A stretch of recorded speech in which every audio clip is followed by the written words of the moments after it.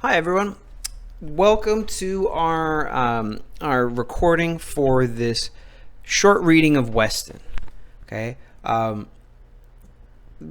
What I'm hoping for with Weston is, and a few of these other early readings, is that I can show you a bit of what philosophy is, but also the real focus here is on giving you some reason why you should want to do philosophy, why you should care about what philosophy is, and why you should care about this course. My idea is this. In previous classes, we'll sort of jump right into big readings, and somewhere in the middle of the recording of a book that's maybe 100, 200 pages long, I'll mention in the middle of a recording, hey, by the way, this is why philosophy is so great. See this, this half a quote over here, that proves how great philosophy is. No, that's all fine and good. But what I'm trying now is that I'm going to give you right from the very early readings some justification of what philosophy is. And my hope is that we can both show you what philosophy is, while at the same time showing you why you should care to learn what philosophy is. Okay? So it'll be sort of an on-ramp into philosophy that starts with the justification of why you should care about this and what value this class might have for you. So in this little Weston reading I've given you, whenever you see the words critical thinking or argumentation, or when he says what I will show you later in the book, all these sort of things, just substitute philosophy for those terms. Because why I'm teaching it is so that you can see the value of philosophy. So that's really what was going on here. Is I hope that this will show you, and I'll explain some of what I'm looking at myself here, of why philosophy might be valuable. Okay? So first, what he does is he defines, I think this is a great way to define what philosophy is. Philosophy can be defined as giving arguments for your position. Okay? One way to define philosophy is that you give arguments for your position. But we have to define what we mean by arguments here. Because as he points out, when I say this, when he says it, we don't mean arguments in the sense of two people raising their voices at each other, yelling, name calling, things like that. No, the way he defines arguments, and remember, I mean, this is also a way to define philosophy, is he says it's to, quote, offer a set of reasons or evidence in support of a conclusion.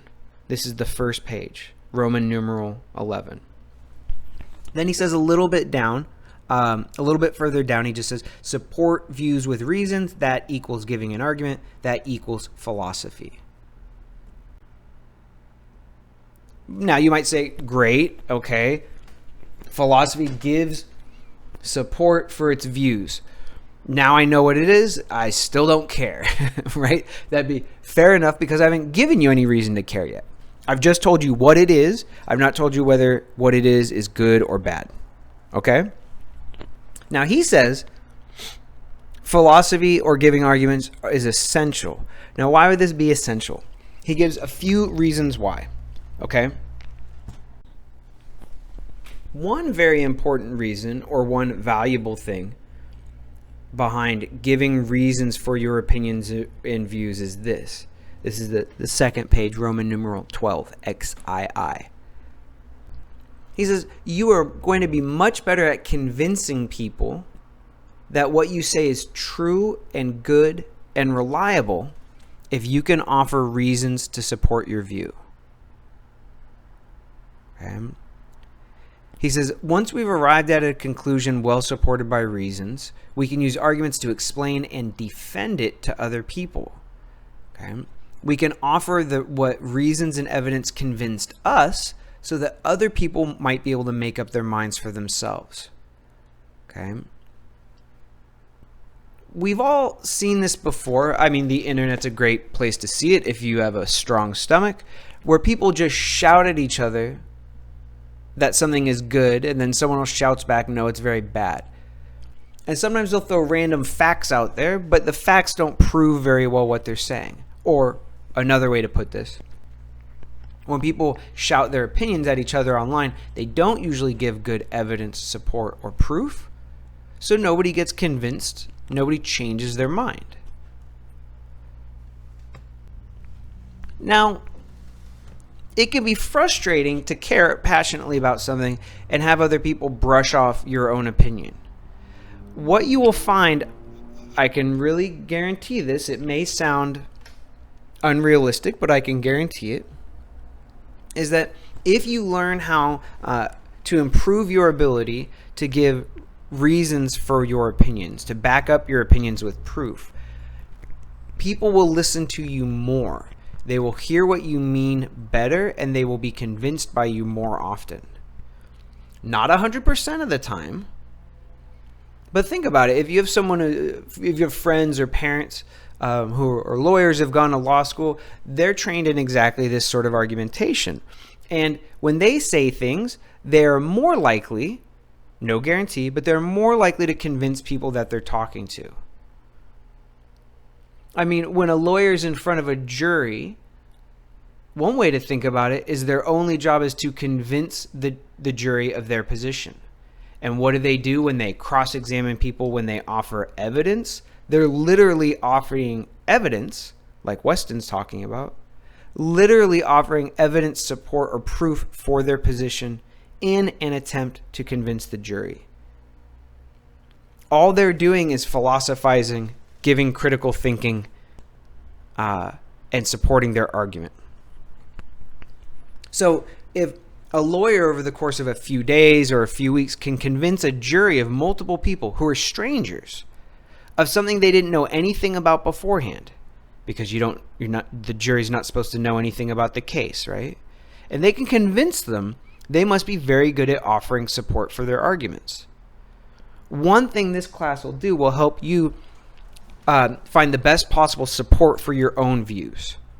So that'll be valuable to you in the future because you'll be more convincing to other people when they don't know what you know, or even when they disagree with what you know. That's a pretty big benefit, right? Another benefit that Weston mentions is this, and this one might sound a little controversial at first. He says, one benefit to backing up and supporting your arguments, that is, one benefit to doing philosophy, is that not all views are created equal. Some views are better than others. He says this on Roman numeral 11. Now that might sound a little controversial, right? He's saying that not everyone's opinions are equal. When things aren't equal, it almost always means that one is better or worse than another. That probably has you arching your eyebrow, rolling your eyes, stamping your foot if you're really passionate, right? That's not something most Americans like to hear, that some opinions might be better or worse than others. So let's figure out what he means by that, and maybe we'll see whether we can expand on that or not. His point is basically this. You see below he gives the, later in the reading, he gives the example of whether there is life in outer space or not. Okay? Some people say there's life in outer space because they think that they've seen things on other planets, things with formations so regular that they look planned by an intelligent life form. So they say, I'm of the view that there's alien life. Here's my proof, evidence, or support. We've seen structures on other planets that look like they're human-made, basically. Intelligent made. Other people will offer evidence for a different view. They'll say, I don't think there is any alien life out there because we don't see signs of life on other planets. We've scanned all these planets. We don't see anything. And we certainly haven't gotten any messages from them. If there's life out there, you think it's probably about as intelligent as us. Why isn't it sending messages out to us? Okay? Now, those are both views backed up by evidence. And I think both those pieces of evidence are pretty strong as they stand. Well, there's a third view or opinion about this. Some people say, I believe that there's life on other planets. In fact, there's alien life on this planet. My proof or evidence is this. There are lizard people who control the US government.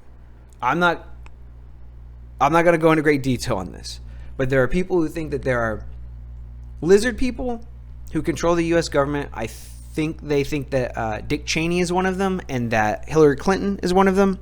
And I just don't know. Do I really have to say that I think that that view or opinion is worth as much as those who say, well, we've scanned the skies with these complicated instruments. That's my proof for my view.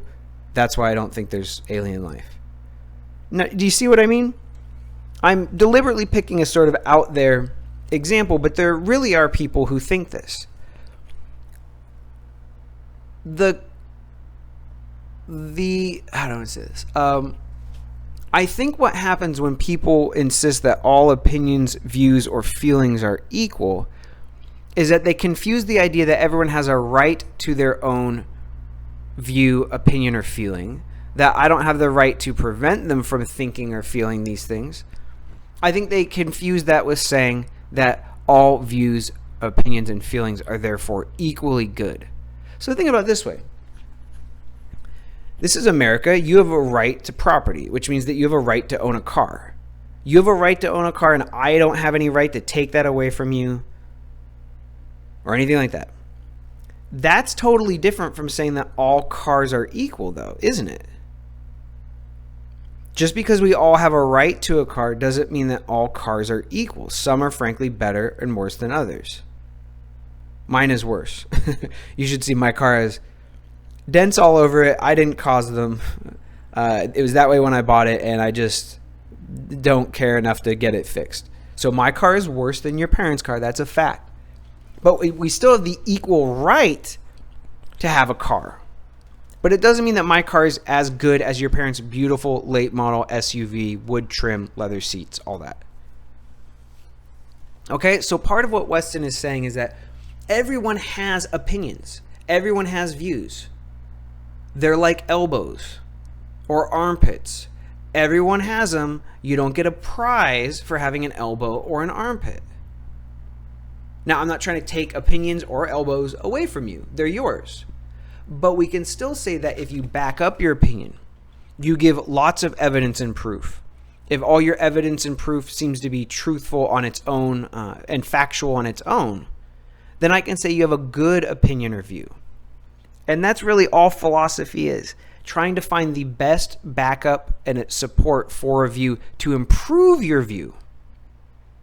I'm not trying to change your opinion about anything, literally anything. I'm trying to help you see what the best support and evidence for your view is. That's all. So, to tie this back to what I said before, one of the benefits or values of philosophy is that it will strengthen your opinions and views by making them better. Okay, by helping you find the best proof for them. Because what most people do is they just sit with their opinion and they say what they think is good or bad without much support. If I can help you find good support for what you love and hate, for what you like and don't like, it'll strengthen and improve your view, making the same view a better version of that same view. Okay, so here I'm going to do something that I do in basically every recording. I'm going to ask a discussion question, tell you to pause the recording and think about it. Okay, you can either, once you're done, go straight to the discussion board on Canvas and enter your views. Oh, also, I'm still in the habit, I taught on Blackboard for so often, I often accidentally call Canvas Blackboard. So if you hear that in the recordings, just know that I mean Blackboard, Canvas, same thing. Okay. When I ask you the question, you'll pause the recording and think about it. You can either jot down some thoughts then, and then go to Canvas, aka Blackboard, go to Canvas and find the discussion question and answer it right then, or you could do it later if that's more convenient. I would think answering it right away would work better, but I like to give you the flexibility. Okay, so here's the discussion question. This one's pretty straightforward. Do you think that all views, feelings, and opinions are equal? If so, why, when some opinions are very different from each other, maybe even opposites, How can two things that are opposites be equally valuable? On the other hand, if you think that some are better or worse, you have to then show by how do you sort out the good ones from the bad ones? So once more, do you personally, not what Weston thinks, what do you think? Do you think all views, opinions, and feelings are equal? If so, why are they equal when the things seem to be so very different? If not, if you think they're not all equal, that some are better and worse, show us why you think one is better than another, why one is worse than another. Okay?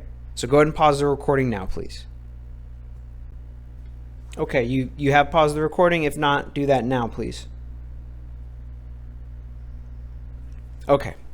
Just a little bit more to say about Weston.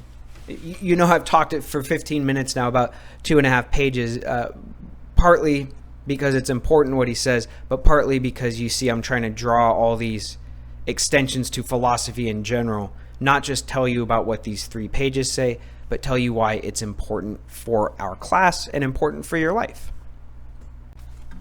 So remember before when I said that he points out that if you justify your arguments or if you think philosophically about your opinions, you can be more convincing to others. I just want to point out a study that I've seen different versions of that all point in the same direction. Humanities majors, which includes people like philosophers who work on these arguments, it's true that they don't make as much money right out of the gate as certain other majors. But here's what you wouldn't guess. They end up making more money long term, like say after 10 years and then for the rest of their career. Their salaries start to continue to go up. So other than people who are doctors, lawyers, engineers, people who study something like philosophy actually end up getting more pay over their lifetime than certain other things that you think would pay more. Why do you think that might be? Part of why is exactly what Weston says here. People who study how to make a good argument are better at convincing others, and this point from the first page that I'm just going to skip over, they're also better at creating their own inquiries, asking their own questions, and finding answers to them. So they can teach themselves and learn better than other people, and they can convince people of what they've learned better than others. Basically, humanities majors like philosophy end up convincing more people of new truths at their jobs over time, and they just get promoted faster and further than most other people. That's a benefit to you. I'm not saying you should do philosophy because I do philosophy. I'm saying you should do philosophy so you can get ahead in life. Okay, just 2 more main points I want to make. Okay. Did you notice this on the second page of our reading? It seems like he may have called you a little baby. He seems like he may have called you immature. These are fighting words, right? Did you notice this? So you may not have noticed it, but if you read closely, you might see this. He says, if you don't argue, you're like someone who's very young. And he says, when you learn how to argue, you have to grow up a little and actually think. Now, I almost didn't teach this reading because when I first glanced at that, I said, this is insulting. He's saying students, if they're not like him, are little babies who don't know how to think. But that's actually not what he's saying. He's not saying something insulting. He's actually making a pretty deep and interesting philosophical point about human nature and human behavior. So this is what I think is really going on here. Think about what it means to be a human being. This is human nature. We all share this. What I'm about to say is probably true for every human being alive and every human being who ever lived before us. Human beings all start out desiring and wanting. Little babies want food, they want warmth, etc. Okay? So every human being, it's human nature. Every human being starts out desiring. However, not every human being starts out arguing, knowing, etc. Okay?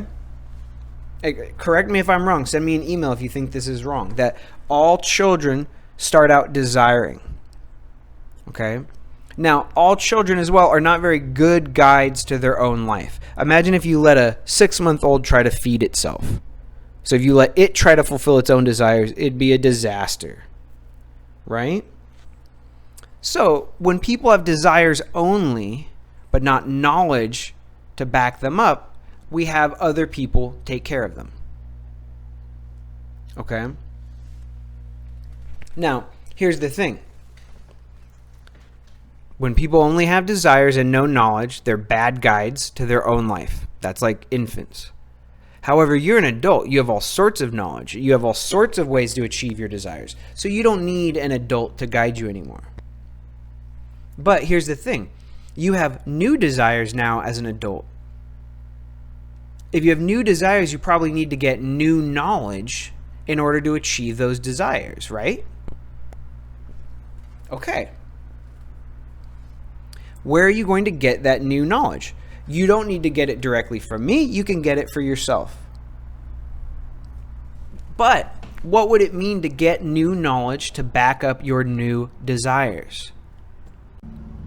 I'm arguing here, and I think this is what Weston is implying, that if you just stick to your opinion, which is basically saying, I want or I don't want, I feel like I like it or I feel like I don't like it, if you stick to your opinion only, without arguing for it and backing it up, you're sticking with the raw desire like a child has and not seeking the knowledge that would help you achieve that desire in the best possible way. So my claim here is this. Weston is not calling you a baby or immature. He's not calling anyone a baby or immature. He's saying we all start out as babies with desire. You need to add knowledge to desire if you want to really achieve those desires well. One way to add knowledge to desire to achieve it well is to find the best possible argument and understanding of what's behind that desire. So when you want something or when you like something, what's behind that like and wanting? What's your argument for wanting and liking that thing? If you add knowledge to it, you're much more likely to achieve that thing well. But if you just stick with wanting it, or the sort of metaphor here is if you just stick with saying, it's my opinion, I don't have to change my mind, I don't have to learn anything new, I'm just telling you what I like and I don't like, then you're stuck at that level of just wanting instead of the higher level of wanting plus knowing.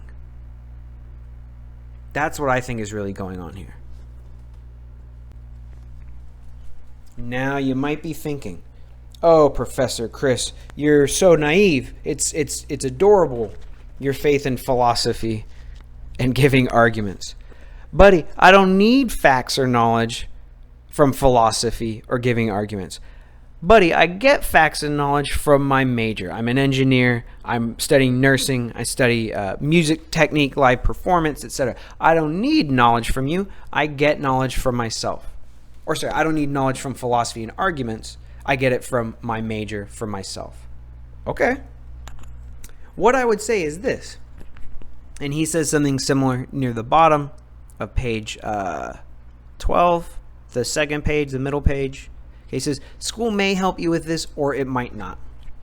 Most schooling teaches us facts or techniques, but it can't tell you whether those facts are valuable or not, and it cannot tell you whether the technique is something you should do or not. Okay, so engineering could help you create one of the new drones, but it won't tell you whether having drones is a good idea or not. Engineering can help us with artificial intelligence, and we've got self-driving cars already. But it can't tell you whether it's a good idea to have self-driving cars or not. Another way I put it is this, is that most everyone has the desire to start a family. And I won't get into details here, but you don't need a lot of knowledge to know how to start a family. It takes two to tango. That's pretty much it. Okay? So, you have the desire, you have enough knowledge to do it, but you don't probably yet have enough knowledge to know whether you want to have kids or not and in what way. So let's think of it this way. You know you want to have a family, probably, but you also probably have not given much thought to an argument or backing it up yet. What's your support for wanting a family? If the reason you want a family is that you want someone to take care of you in your old age, if that's your support for why family is good, then you're going to want a very different kind of family than someone whose support for, I want a family is good. If their support is, I want a legacy, I want someone to carry on my legacy, it's probably a very different kind of family that they want. So you can study economics, sociology. You can learn all the facts in the world about what the average family size is. You can spend 4 years studying that. But if you don't spend any time focused on studying why a family might be good, then you might get yourself a family that isn't for what you think families are good for. If you want someone to take care of you when you're older, you should probably have more than a few kids. However, if you want someone who will be your legacy, who will pass down the same values as you do to sort of follow in your footsteps, you should probably have fewer children and really focus on them. This is just an example off the top of my head. Okay, so it may or may not work perfectly. Okay? The point is this, is that other majors can tell you what a family is, what the average size of a family is, all this. But how do you know whether you really want a family or not? And if so, how to go about getting the kind of family that you find is most valuable? You've got to reevaluate and think about and support why the values you have are good. And that's the kind of thing that philosophy is designed, purpose-built to do. Not to tell you what values you should have, but to help convince you more and more that the values you have make sense, and show you the different ways to actually pursue those values. Facts alone will not make a happy family. Do you know what I mean? Reflecting long and hard on what kind of family you want and what it takes to have that kind of family before you have a child, that's what's going to make a happy family. And philosophy can help you think through what the value of a family might be, what true love is, etc. So we're just about ready to end